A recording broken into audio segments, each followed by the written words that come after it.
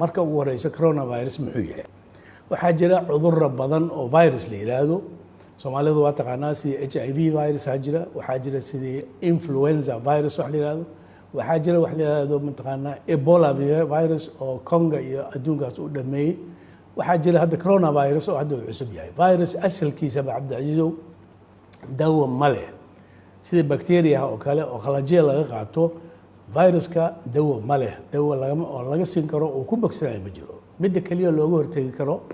marka ugu horeysa waxaa leeyahay gacnahaaga dhaq markasto salaanta oo islaamka oo gacanta la isu dhiibay xogaa kada ayaamahan sida waxaan ay u socdaan ha salaamin qofka gacanta kaliya u taaga salaamu calaykum waraxmatullaahi wabarakaatu salaanta gacanta la isu dhiibay waa tan lagu kala qaado marka labaad waxaa lagu kala qaadaa hindhis hadduu qofka qabo oo hindhiso adigana waa kugu dhacaya haddii qofkii uu kugu neebsado neeftaas way kugu dhacaysaa haddii aad salaantana uu kugu dhacaya marka maxaa lagu gartaa cudurkaas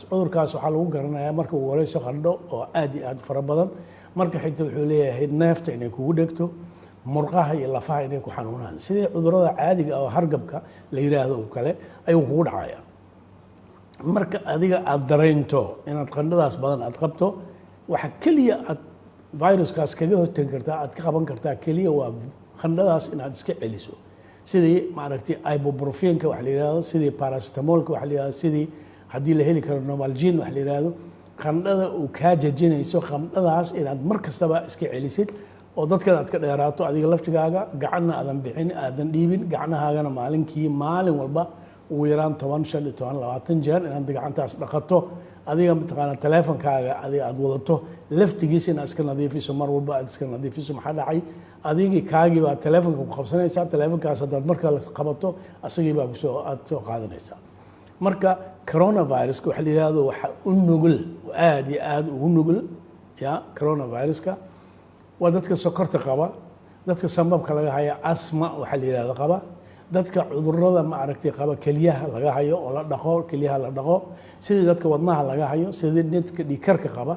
iyo dadka waaweyn marka leeyahay wixii 50 sano iyo ka kore ayuu dhibaato u geysan karaa maxaa dhacay difaaca jirkaaga ayaa daciif ah muxuu sameynayaa coronavirus jirkaaga markuu jirkaaga galo oo neebsato sambabku tagaya sambabka waxa weeye meesha oxygenka iyo hawada dhan ay ka bedelmayso dhiigaaga gaduudan oo soo raacaya markuu soo raaco qofka bini aadamku wuxuu leeyahay afar oo mataqaanaa oo difaac u leeyahay afartaas difaac waxa la kala yiraahdaa EGG mid la dhaho EGM mid la yiraahdo EGA mid la yiraahdo iyo mid la yiraahdo EGE markii aan EGE-ga iyo EGA laga baxo labadaas muhiim ah waa EGM mid la yiraahdo EGG wax la dhaho EGG-ga waxa weeyaan 24 saacadood jidkaaga ku jira killer wax la yiraahdo wataa waa soconaya wixii soo gala dhabboosina cunaya jirkaaga wasakh kasta soo gala bacteria iyo waxaas markiiba uu garanaya oo qabsanaya oo cunaya jidkaaga ku jira kaba dhig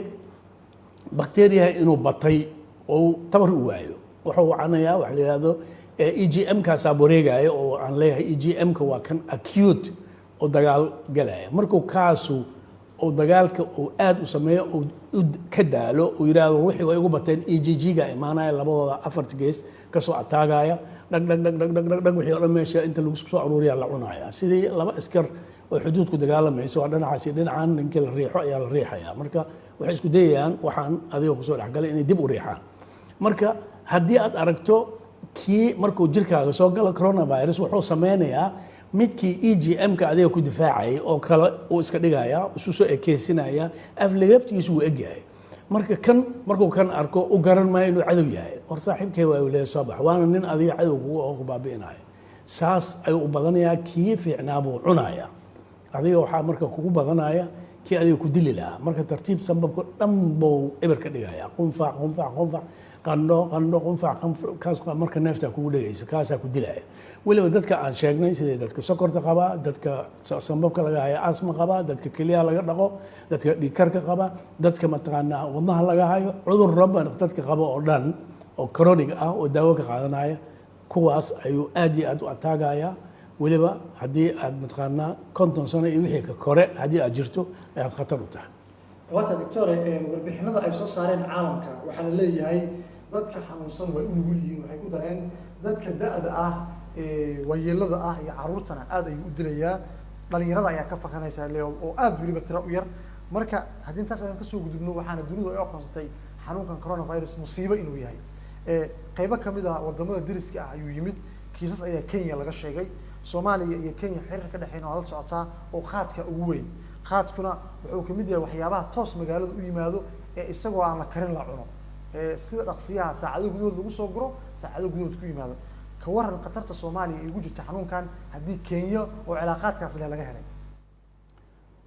runtii Cabdilcasiis oo aad iyo aad baan kugu mahad celinayaa waa run shalay toole waxaa laga helay Kenya hal qof oo ka yimid Mareykanka oo soo maray Ingiriiska London soo maray oo Kenya yimid oo hal week magaalada ku dhex jiray waliba 10 beri aan ku iraado magaalada ku dhex jiray qof kasta uu dhiibay marka Kenya hadda waxay u eg tahay hadday saas ku socoto in oo badan doono shaki kuma jiraayo maxaa dhacay gabadhan familkeeda ku dhex jirtay saaxiibay dhex gashay dad bay xafladay dhex gashay meel badan bay tagtay marka intii meel ay tagtay dad badan ayaa ka qaadanaya horta ilaahay ka badbaadiyaan dhaaya wax kale maaha ummadda dhan ayaa ilaahay ka badbaadiyaan leeyahay sidaad adiga aad ogtahay Cabdilcasiis oo shalay toole saddex dhalinyaro oo China ka timid oo mataqaana magaalada Muqdisho Air Ethiopia ku timidna waa la sheegay oo ay yimaadeen oo hadda karanteena ku jiro wali laakiin lama cadeynin dhalinyaradaas inay qabaan iyo in kale wali lama cadeynin baaritaankii baa wali ku jira marka cudurkan haddii mar deriskaaga uu soo galo haddana dhibaatada jirta waxa weeye Cabdilcasiis annaga haddii aan Africa nahay sidaynaba Soomaali kaliya dhihi maaye ma u hayno resource uma hayno aan isaga celino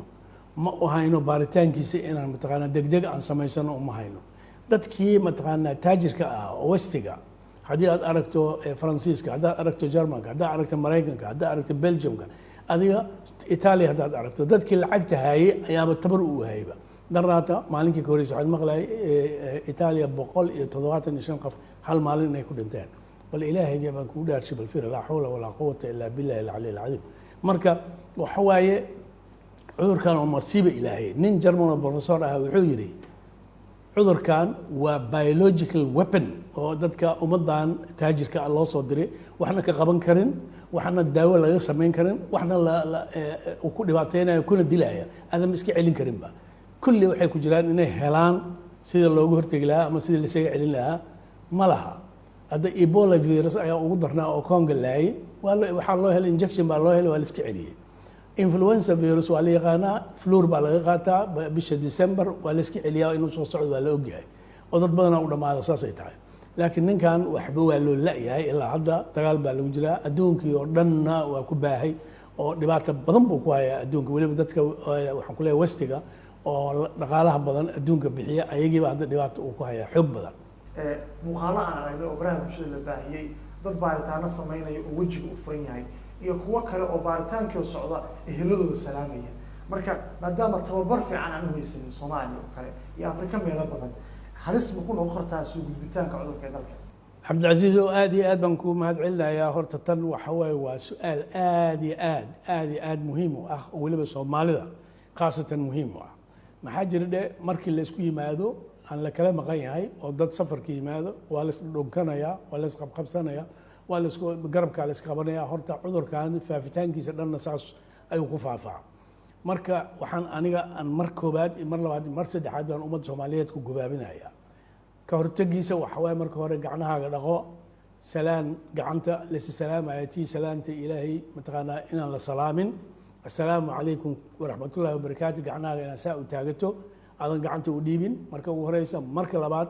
waxaan leeyahay ka dheerow qofka hadda uu dibadda ka yimid annaga hadda Soomaaliya haddii la yiraahdo marka maapka aad fiiriso dadka uu ku dhacay weli waxaan ka nahay dadka ka nadiifsan aan ku nahay East Africa oo dhan hadda shalay toole Kenya uu soo galay Kenya hadduu soo galana Soomaaliya kama foga waxaa dhacday maalinkii 5 diyaarad 6 diyaarad ama 7 diyaarad ka timaada Kenya halkaana way ka baxday xagga ay tagtaa marka waad arkaysaa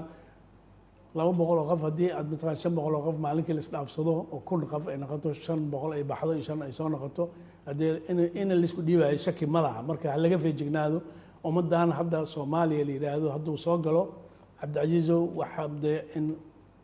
waxa dhibaato xoogiisa la sii weynayna ma aha annaga dhibaato xoog badan naga soo gaaraya ma u hayno resource uma hayno dawo uma hayno sida la isaga hortagi lahaa sida la isaga celin lahaa waxa aanu hayno alla abuurtay ma jiro marka cudurkan waa cudur adag oo ilaahay masiiba ilaahay soo dejiye waaye marka la iska ilaaliyo